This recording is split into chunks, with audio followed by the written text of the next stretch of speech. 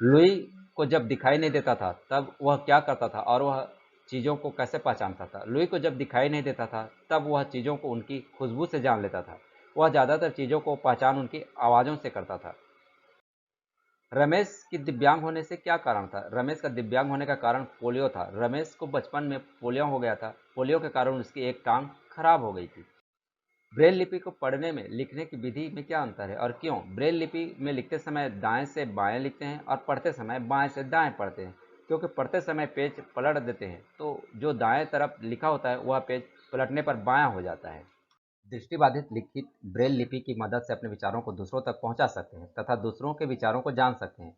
पता कीजिए कि जो लोग सुन नहीं पाते वे कैसे अपने विचारों को दूसरों तक पहुंचाते हैं। जो लोग सुन नहीं पाते वे लोग अपने विचारों इशारों के द्वारा व्यक्त करते हैं। साथ वे लिख कर वो अपने विचारों का आदान प्रदान कर सकते हैं।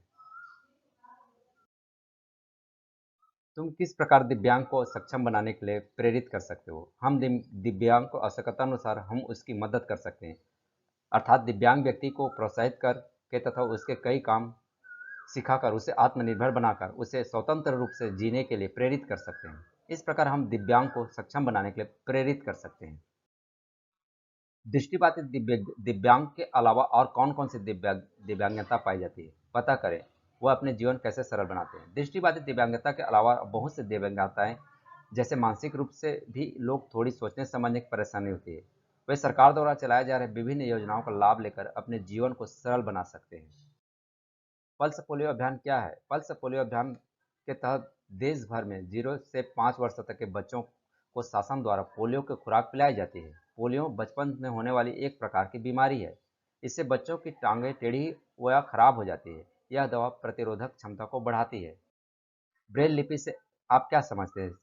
नेत्रहीनों के लिए खास तरह की लिपि बनाई गई है जिसे ब्रेल लिपि के नाम से जाना जाता है। इसकी जन्मदाता लुई ब्रेल हैं। दिव्यांगों के साथ हमें कैसा व्यवहार करना चाहिए? दिव्यांगों के साथ हमें समानता का व्यवहार करना चाहिए। मजाक नहीं उड़ाना चाहिए बल्कि उन्हें प्रोत्साहित करना चाहिए ताकि कुछ ऐसा कर सके जिससे किसी दूसरे पर निर्भर न रहे।